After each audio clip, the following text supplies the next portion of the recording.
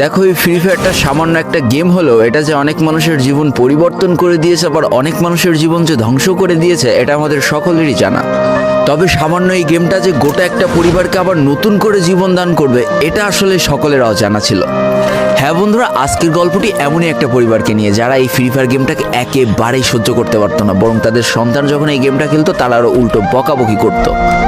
আর ভাগ্যের কি অপূর্ব লীলা খেলা, দেখো সেই গেমটা আজকে গোটা পরিবারটাকে বাঁচিয়ে রেখেছে। আর এখন তার বাবা মাও উৎসাহ দেয় তাদের সন্তানকে যে ফ্রি ফায়ার খেলো। এই জন্যই চলো জেনে আসি আসলে কি এমন ঘটেছিল ওই পরিবারটার সাথে। তো বেশি ব্যাকপ্যাক না করে ছোট্ট একটা ইন্ট্রো দিয়ে আজকের ভিডিও শুরু করা যায়। তো আজকের গল্পটা শুরু হতে চলেছে ছোট্ট একটা গ্রামের ছোট্ট একটা পরিবারকে নিয়ে। বাবা মা এবং তাদের দুই সন্তান অর্থাৎ দুই ভাই, ছোট্ট একটা পরিবার, খুব সুন্দরভাবে তাদের জীবনযাত্রা চলে যাচ্ছিল। বড় ভাই একটা কোম্পানিতে লেবারের চাকরি করে, বাবা কৃষিকাজ করে, আর তাদের ছোট সন্তান অর্থাৎ ছোট ছেলে কিন্তু ক্লাস 8-এ পড়াশোনা করে।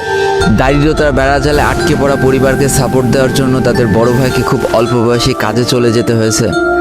এই জন্য বড় ভাইয়ের পড়াশোনাটা ঠিকমতো হয়ে ওঠেনি। তবে বাবা মার একটাই স্বপ্ন ছিল যে তাদের ছোট সন্তান অর্থাৎ ছোট ছেলে যাতে উচ্চশিক্ষায় শিক্ষিত হয়।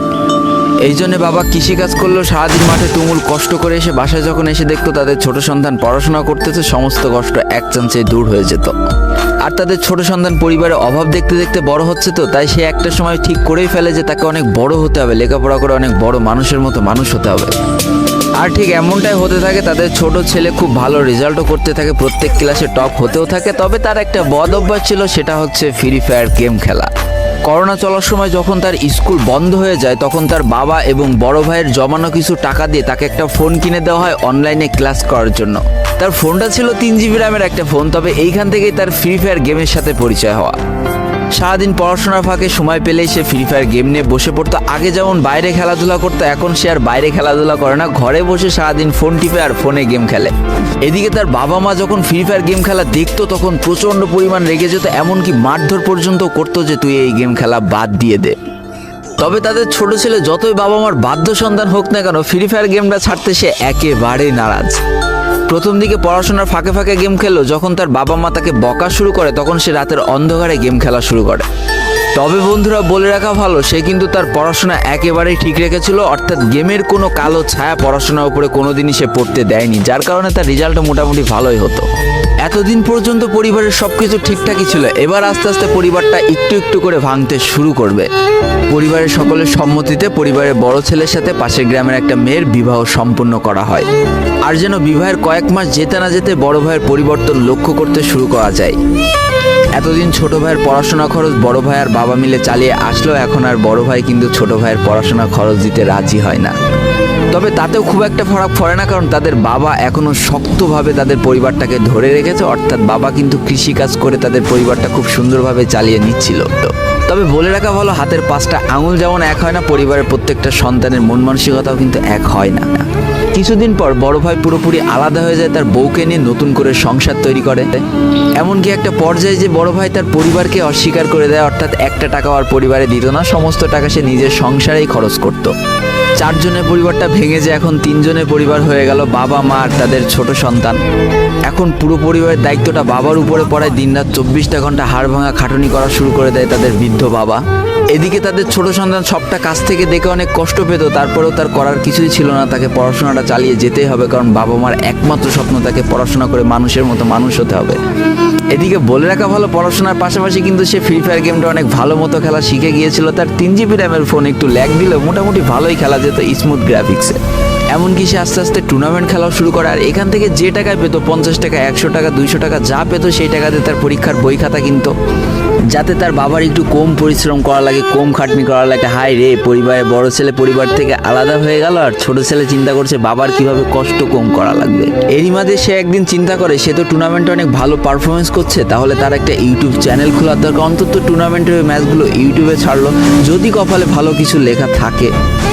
এমনই একদিন তার একটা টুর্নামেন্ট চলছিল, সে বারান্দায় বসে বসে টুর্নামেন্টটা খেলছিল, আর ঠিক সেই সময় তার বাবা হাড় ভাঙা খাটুনি করে মাঠ থেকে কেবলই বাসায় ঢুকছিল। এমন সময় তার ছেলের পড়াশোনা বাদ দিয়ে গেম খেলা দেখে বাবা প্রচণ্ড পরিমাণ রেগে যায়, আর ফোনটা ধরে একটা আছাড় মেরে দেয়, যার কারণে তার ডিসপ্লেটা ফেটে যায়। সেই দিন সে ভাঙা ফোনটা আঁকড়ে ধরে অঝরে কেঁদেছিল, তার সমস্ত স্বপ্ন যেন এক নিমিষেই শেষ হয়ে গিয়েছিল। তারপরে সে স্কুলে যাওয়ার জন্য যে টাকা পেতো সেই টাকাগুলো জমিয়ে জমে একটা সময় তার ফোনের ডিসপ্লেটা ঠিক করে, আর ডিসপ্লে ঠিক করতে 1500 টাকা লেগেছিল, আর সময় লেগেছিল প্রায় 4.5 মাস।